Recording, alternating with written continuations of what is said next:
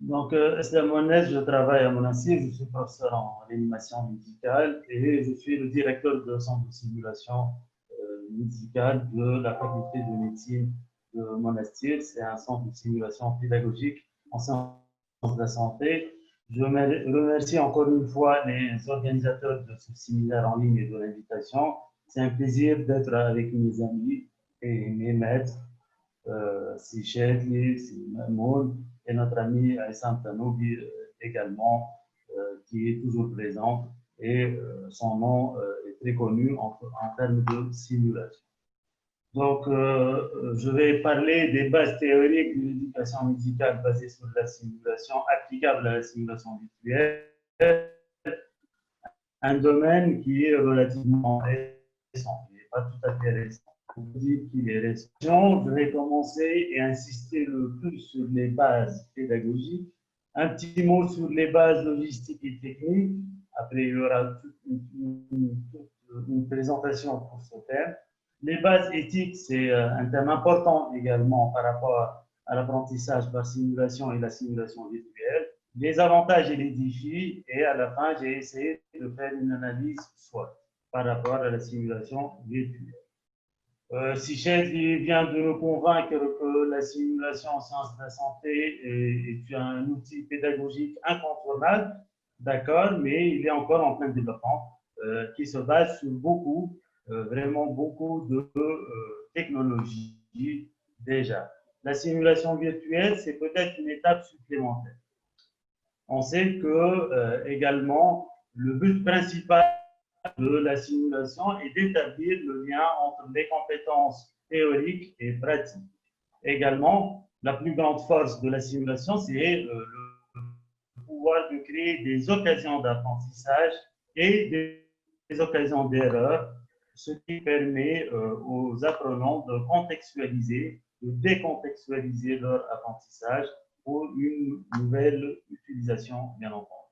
À mon avis, les deux bases pédagogiques indiscutables par rapport à la simulation, c'est la taxonomie de Bloom et la pyramide de Miller. Vous savez que l'apprentissage classique, l'apprentissage cognitif de base, ce qu'on appelle l'enseignement des sciences médicales, se base sur l'acquisition des connaissances, leur métabolisme, la compréhension et l'application. À un niveau plus important, il y a ce qu'on appelle l'analyse, l'évaluation et la synthèse. Et la simulation, c'est un outil qui est très performant en ce domaine, l'application, l'analyse et l'évaluation et la synthèse. Et on peut faire une supervision de ces compétences pour les apprenants, soit à travers une simulation réelle ou bien une simulation virtuelle ou en ligne ou à distance tout à fait. La deuxième base pédagogique que je souhaite partager avec vous, c'est la pyramide de Miller. Vous savez que c'était la base pour orienter l'apprentissage des gestes techniques, tout ce qui est procédural sur des maintins de tâches. La base pédagogique, c'est la pyramide de Miller qui dit que l'apprenant doit tout d'abord savoir comment, démontrer, puis faire à la phase autonome, ce qui était à la base de l'apprentissage par simulation. Et cette approche, on évalue à la fois le savoir, tout ce qui est cognitif, mais également le comportement des apprenants. Et ceci peut être tout à fait fait à distance par un compagnonnage, pas au bloc opératoire, c'est un compagnonnage qui peut être direct au centre de simulation ou bien indirect via la simulation virtuelle ou la simulation à distance. Donc, je pense que ces deux bases pédagogiques sont applicables aussi bien à la simulation classique qu'à la simulation virtuelle. Un autre élément fondamental, c'est que, merci beaucoup, vous avez vu que c'était une illustration des inconvénients de la simulation virtuelle déjà. Et donc, j'étais en train de parler, je ne sais pas, on a été coupé, je suis désolé, à quelle diapositive. On parlait des bases pédagogiques avec la taxonomie.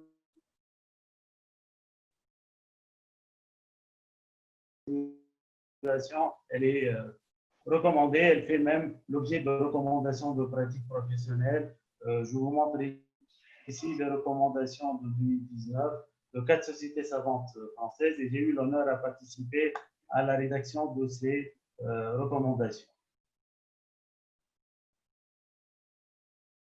Il faut savoir de quoi on parle exactement, mais généralement, c'est une simulation basée sur les ordinateurs pour reproduire la réalité et pour mettre l'apprenant en technique telle que la prise de décision, mais également la communication. Ça a un potentiel énorme et également ça donne la possibilité aux personnels de la science, en sciences de la santé, de prendre des décisions, de suivre une stratégie. Française qui a mis en place l'état de l'art de la simulation, on parlait de la réalité virtuelle déjà comme outil et comme modèle d'apprentissage par simulation. Les bases logistiques et techniques, il faudra juste distinguer entre plusieurs appellations qui se rapprochent de l'apprentissage par simulation. Et quand on parle de simulation virtuelle, c'est pas la même chose que l'apprentissage à distance par simulation ou bien la simulation de réalité virtuelle. Globalement, il y a des modalités qui sont synchrones et d'autres qui sont asynchrones. À gauche, vous avez la simulation virtuelle où l'environnement est complètement virtuel et l'apprentissage se fait à distance via un ordinateur. C'est un peu à distinguer de l'apprentissage par simulation à distance où les apprenants sont dans le centre de simulation avec le vrai mannequin et l'instructeur ou le formateur peut être un peu à distance. C'est aussi à distinguer de la simulation de réalité virtuelle avec sur la tête un élément pour suivre et avec des manettes au niveau des mains. Et ça, c'est un peu à distance. Un casque sur la tête et des manettes pour contrôler. Et c'est introduit maintenant à Montréal et peut-être Issam va nous parler un peu plus de ça. Il est mieux placé pour nous parler de la simulation de réalité virtuelle, bien entendu. Avec ce document, avec cet article publié en 2015, j'ai trouvé qu'il est utile de le voir parce que c'est un article qui propose un overview sur la simulation virtuelle pour mettre un cadre global et préciser la relation entre les objectifs pédagogiques et la technologie. Et vous avez ici tout ce qui est technologie proposée et vous avez les compétences en termes de savoir, de raisonnement clinique, de travail d'équipe, de travail et de communication. Et vous voyez que la simulation virtuelle touche la majorité des volets pédagogiques. Les champs d'application sont multiples et la simulation touche l'ensemble des domaines pédagogiques, le domaine cognitif avec le savoir, mais également le domaine sensorimoteur avec le savoir-faire pour les gestes techniques, exemple la chirurgie virtuelle, mais également le savoir-être avec le domaine psycho-affectif pour les compétences non techniques. Il y a des bases éthiques également pour recourir et pour développer la simulation virtuelle. C'est quasiment, entre guillemets, une obligation du formateur en simulation dans le cadre de la responsabilité sociale quand on est responsable d'un centre de simulation académique dans une faculté de médecine, par exemple. On est obligé de suivre les innovations, on est obligé d'utiliser toutes les technologies disponibles pour encourager l'apprentissage collaboratif et pour assurer les bases de l'apprentissage de manière continue. Également, on doit pouvoir incorporer ce qui est ancien et ce qui est nouveau. Et ça, On l'a senti lors de la mise en place de l'apprentissage par simulation classique, il y avait une réticence par rapport à l'innovation. Il y aura aussi de la réticence par rapport à la simulation virtuelle, certainement par rapport à la simulation classique, et il faudra peut-être lutter contre ça. J'ai fait une petite recherche sur PubMed avec les mots-clés Virtual Simulation and Health Sciences. Et là, vous voyez qu'il y a un développement récent de l'apprentissage par simulation virtuelle. Et la majorité de ces études, il n'y a pas beaucoup d'études, c'est vrai, mais les données disponibles suggèrent que la simulation virtuelle est aussi bonne que la simulation classique. Et vous avez vu ça avec Mahmoud. Les exemples sont multiples. Bientôt, on va peut-être parler de simulation classique ou de simulation traditionnelle avec le développement de la simulation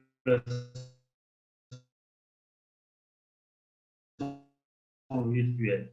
Ça, c'est rapidement de mentir avec le CEC. On a été obligé de convertir les derniers modules de notre CEC en modules virtuels avec des téléconférences et avec de l'apprentissage virtuel. Ça a été fait avec notre ami Erwander, le professeur Erwander de Brest, que je remercie, qui nous a aidé beaucoup. Brest, ils ont un grand centre de simulation avec beaucoup de simulations militaires et maritimes également. Donc, on sent que avec la COVID-19, au début, on était en train de développer tranquillement l'innovation vers la simulation virtuelle, qui est devenue quasiment une obligation avec la COVID-19. Si j'essaie de résumer les avantages de la simulation virtuelle, il y en a beaucoup, mais globalement, la simulation virtuelle, l'avantage majeur, c'est l'accessibilité. Ça offre un apprentissage à n'importe quel moment. Ça donne une formation adaptée aux besoins de l'apprenant. Il ne faut pas oublier le standard pédagogique que l'apprenant doit être au centre. Ça donne aussi, ça offre une évolutivité totale et la mise à jour et en temps opportun, c'est des apprenants qui sont à jour et connectés. L'apprentissage par la simulation virtuelle en général est un apprentissage rationalisé et efficace. Donc, au total, un apprentissage flexible avec des apprenants connectés par rapport à la simulation virtuelle. Un autre avantage de la simulation virtuelle, c'est de combattre la courbe d'oubli. Vous savez qu'il y a une courbe d'apprentissage en pédagogie, mais également il y a une courbe d'oubli. Si on ne pratique pas ce qu'on est en train d'apprendre, on va l'oublier, on risque de l'oublier facilement. Et le fait d'avoir une simulation virtuelle disponible chez les apprenants par Internet et par informatique, les apprenants peuvent refaire des injections de rappel pour permettre de garder un niveau pédagogique assez défendable. Également, l'apprentissage est actif. C'est les apprenants qui sont au centre et petit à petit, les centres de simulation classiques vont peut-être changer pour devenir des centres multiples avec une référence, un centre qui centralise tout ça. Il y a des défis, il y a des inconvénients de l'apprentissage par simulation virtuelle. Premièrement, la fracture numérique. Il y a encore dans notre pays un taux qui est faible à l'initiation informatique, ce qui pose le problème de la justice distributive en termes de savoir et de connaissances. Également, les apprenants qui sont très connectés, très Internet et très informatique, risquent de ce qu'on appelle la paresse sociale, quand ces apprenants se réduisent et réduisent leur apprentissage à un apprentissage seulement basé sur la technologie informatique. Quand on n'est pas très branché, Internet et informatique, le risque d'abandon et le taux d'abandon peut être élevé. Un autre défi, un autre inconvénient, c'est les incompatibilités technologiques entre les programmes proposés et les programmes qu'on a. Ça, c'est un problème, c'est un vrai problème. Le coût, c'est encore un défi et un inconvénient, puisque la majorité des programmes proposés sont encore payants, ou bien le développement de ces programmes est assez coûteux. Un autre point qui est encore qui nécessite une évaluation, c'est la crédibilité et le réalisme pour proposer l'élimination maximale des apprenants avec l'informatique qui nécessite un travail supplémentaire, bien entendu. Là, j'étais en train de résumer les défis de la simulation virtuelle. En tout cas, il ne faut pas s'éloigner des standards pédagogiques. Il faut que cette simulation virtuelle soit intégrée, soit précédée tout d'abord par une étape de réflexion et soit intégrée dans des programmes pédagogiques qui répondent aux besoins des apprenants, aux objectifs éducationnels et en contexte. Il faut les intégrer dans les cadres des programmes avec des compléments aux outils qui existent déjà et tout cela doit être évalué dans le sens d'une synergie pédagogique. Donc, on change un peu de paradigme avec la simulation virtuelle pour observer une fois, faire une simulation, une pratique, une simulation répétée et enseigner de moins en moins.